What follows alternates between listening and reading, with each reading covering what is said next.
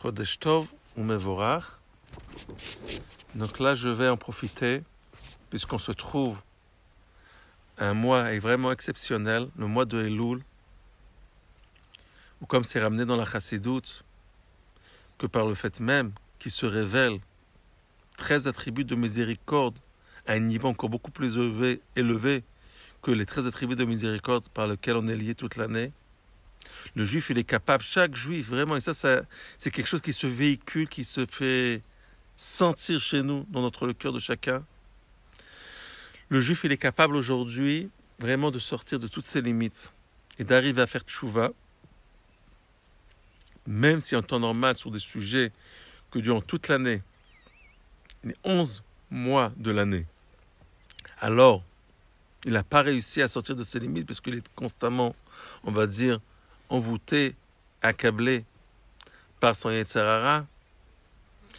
Et on va voir que justement le dernier mois de l'année, le mois de Elul, Akadosh Baruch Hu, il sort de son royaume, de son palais, et il vient jusqu'à nous, dans les niveaux les plus bas, pour nous prendre par la main et de nous faire sortir vraiment de toutes nos limites, de tout ce qui nous on va dire, tout ce qui nous tracasse matériellement, spirituellement, et de pouvoir vraiment parvenir à un plaisir intense, d'arriver à la racine en vrai de tous les plaisirs, parce que tout ce que un juif, tous les plaisirs qu'on essaie de s'attacher dans ce monde-ci matériel, et les profits qu'on arrive à avoir par rapport aux attraits matériels de ce monde-ci, c'est seulement, on va dire, c'est même pas un reflet du vrai plaisir spirituel et loqué que le juif vraiment, il peut parvenir à cela grâce au mois de Elul. Donc là, je vais en profiter pour vous ramener ici un chidouche dans Parashat Shoftim en 1991. Le rabbi ici nous dévoile un très très grand chidouche par rapport à la parasha de la semaine. Peut-être qu'on dira ça de étape en étape pour pas que ce soit trop long. Et bien sûr, afin de rentrer dans les détails, que ce soit compréhensible à chacun de nous et de comprendre où on se trouve en ce moment même et combien on va voir que c'est vraiment extraordinaire vraiment. On sait que Shoftim Veshotrim Titan Lecha Bechol Sha'arecha, c'est une injonction de la Torah qui se trouve dans Parashat Shoftim, et on a reçu un ordre d'Akadosh Baruch Hu, quel que soit le temps où on se trouve, quels que soient les endroits où on se trouve, il doit avoir dans chaque endroit, dans chaque secteur, dans chaque ville, pour chaque tribu, ce qu'on appelle un tribunal juridique rabbinique, qui est des shoftim, des juges, des dayanim, des rabbanim, qui vont donner le psak à halakha par rapport à beaucoup de sfekot, de doutes qu'il y a dans la vie quotidienne de chacun. Et bien sûr, d'accomplir aussi ce que les rabbanim nous disent. Maintenant, comme c'était à l'époque de Moshe Rabbeinu, après on sait que Moshe Rabbeinu il a élu Yehoshua, et ainsi de suite. Et Dieu il a dit à Moshe Rabbeinu d'élire aussi les Zkenim, 70 sages. Donc, ces juges-là, en fait, pouvaient traiter chaque chose, chaque détail de la halakha, comme c'est énuméré vraiment dans les sifrei halachot, dans la Torah bien sûr, que c'est la source de tout, les dîners mamonot, dîners knasim, des problèmes, dîners nefashot. Si quelqu'un, par exemple, il fait une avéra, qu'il a reçu un avertissement par rapport à des témoins, alors il y avait une sentence par rapport à cela. S'il avait une peine de mort, s'il devait avoir le lien de malkout, recevoir des coups, et ainsi de suite. Par exemple, le chodesh le kiddush de la Levana, le molad à Levana, quand est-ce va commencer la naissance de la Levana par rapport aux témoins qui venaient jusqu'au Beidin pour témoigner qu'ils ont vu la Levana et qu'ils devaient faire le Kiddush de la Levana, et ainsi de suite. Beaucoup de tout ce qui est lié avec tous les détails de la Torah. Donc ça veut dire pas seulement un Beidin qui est lié avec 3 juges, mais aussi avec 23 juges. Et bien sûr, le Sanhedrin Agadol, qui était à l'époque du Beth Amikdash, qu'il y avait 70 juges, plus le Nassi. Donc, comme ça c'était à l'époque, et même si après ça s'est, bien sûr, ça s'est pas prolongé à cause du Khurban, de la destruction du Beth Amikdash, mais on sait que les rabbanim d'aujourd'hui, c'est les shluchim du Beit Din Agadol. Et bien sûr, ils seront limités par rapport à quoi juger, par rapport aux circonstances. Ils ne peuvent pas juger sur tout, comme à l'époque. Par exemple, le Kiddush Levana, aujourd'hui, on ne fait plus ça d'après les témoins, mais d'après le calendrier de Hillel. Et bien sûr, Dine Nefashot, Dine Knasot.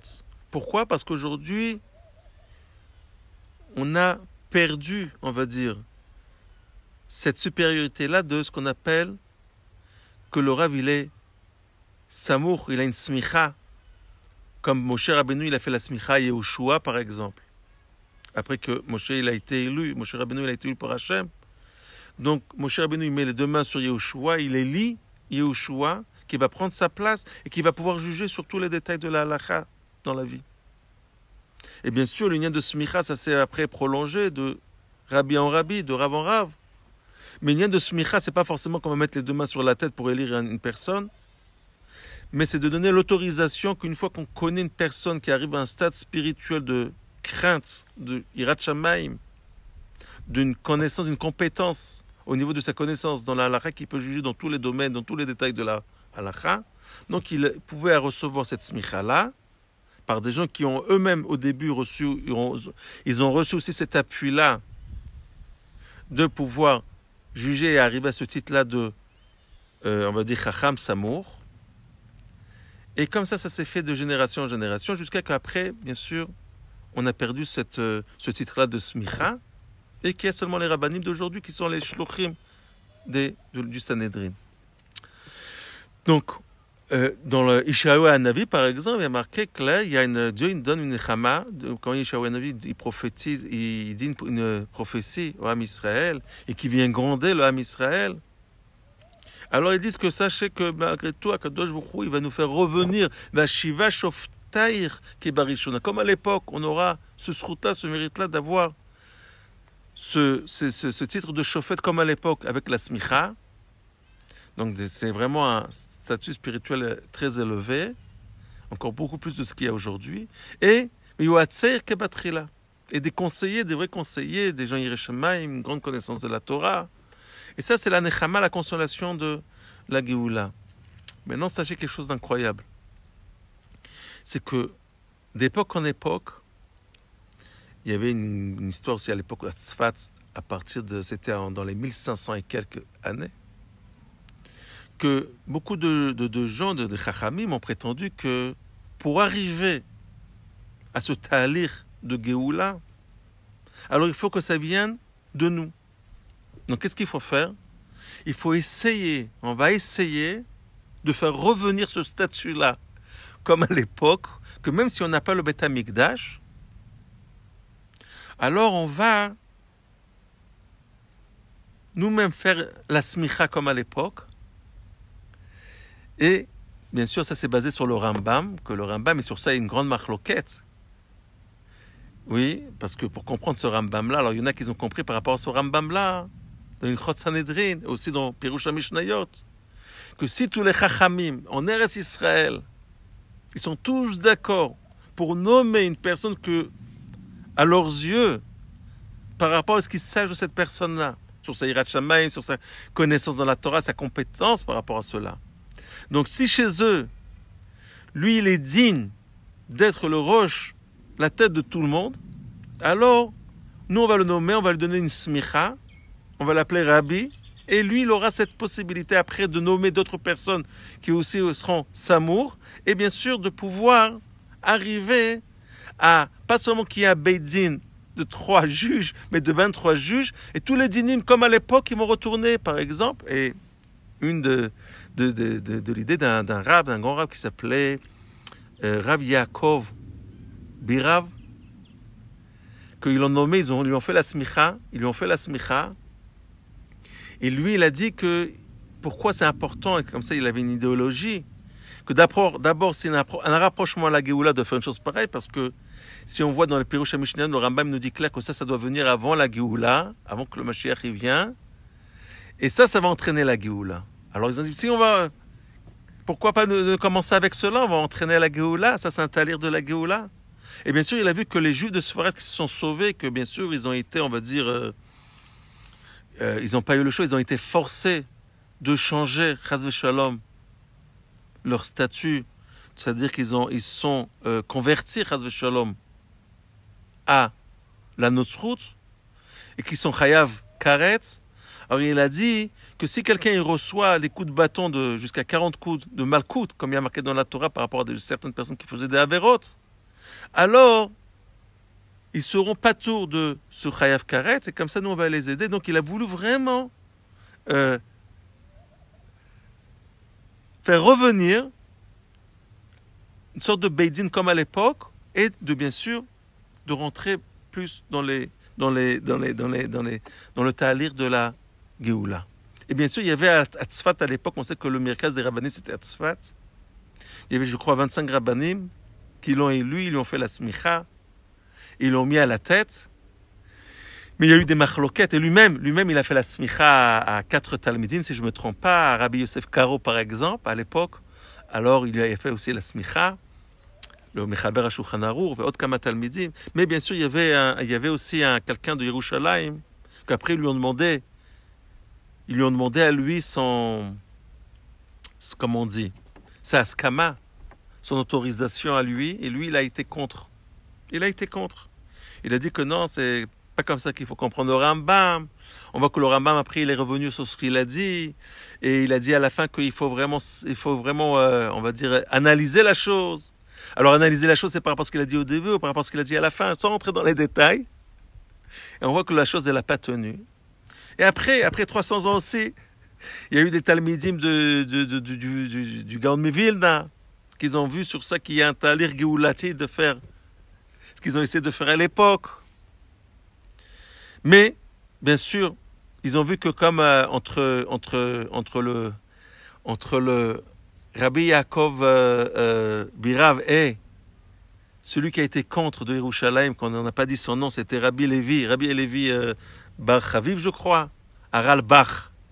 Alors il a dit, on ne va pas rentrer dans la même erreur, et lui, il a fait ça par rapport à ce que le Ritbaz, il est possèque, que le Ritbaz, il dit que lui, il va à l'encontre du Rambam, il nous dit clair que pour pouvoir faire une chose pareille, c'est pas seulement la majorité des Chachamim, c'est tous les Chachamim, mais mis à part ça, il faut que déjà le Mashiach y vienne. Ou alors, Eliyahu Hanavi, que lui, il a le din de Samour, et que si Eliyahu Hanavi vient, donc il peut lui-même donner la smicha à d'autres rabbanim pour arriver à ce rang spirituel élevé, de pouvoir juger comme à l'époque. Ou alors, essayer de trouver les tribus, parce que les tribus, eux, ils ont reçu la smicha avant que ça s'est annulé, le lien de la smicha.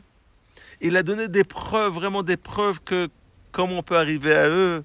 Et il a donné des preuves d'après de la Torah qu'ils ont ce pouvoir, même s'ils sont en Chutz La'aretz aujourd'hui, d'avoir le din de Rav Samour, et qui peuvent après donner l'autorisation à d'autres rabbinim d'arriver à ce niveau-là de juge comme à l'époque. Et bien sûr, sur cela aussi, il y a eu des machlokat, ainsi de suite. Mais le point, ça veut dire la maskana, elle est que par rapport à ce qui est écrit, il est écrit dans Yeshayahu Hanavi. Vashiva shofter kebarishonim, il va dire qu'il va être là, que Yeshayahu Hanavi promet qu'Akadosh Baruch Hu va faire revenir les prophètes de l'époque, comme il y a eu à l'époque du Beth Amikdash. Alors, il faut que ça vienne de la voda du juif. Itaruta diltata. Il faut qu'il y ait un réveil d'en bas, et après, Akadosh Baruch Hu, c'est lui qui va nous faire dévoiler le Mashiach. Et comme ça, ils ont vu vraiment que ça va faire ramener la Géoula. Mais on va voir ici un très grand chidouche, parce qu'on voit que cette affaire-là, elle n'a pas tellement marché. Et maintenant, ça va faire beaucoup d'années que Bichlal, il n'y a pas de smicha par rapport au Bedin qu'il y a aujourd'hui. Et la question, et là c'est une très grande question parce que, a priori, tant que Mashiach ne vient pas, alors qu'est-ce qui peut donner justement cette force-là par rapport à la compétence d'un rabbin au niveau de sa connaissance dans la Torah, qu'il est le digne de Rabbi, le digne de Smicha, et qui vont pouvoir juger comme à l'époque. Donc, a priori, c'est quelque chose de... Tant qu'il n'y aura pas la Géoula, c'est quelque chose d'impossible, mais on va voir ici un grand chidouche.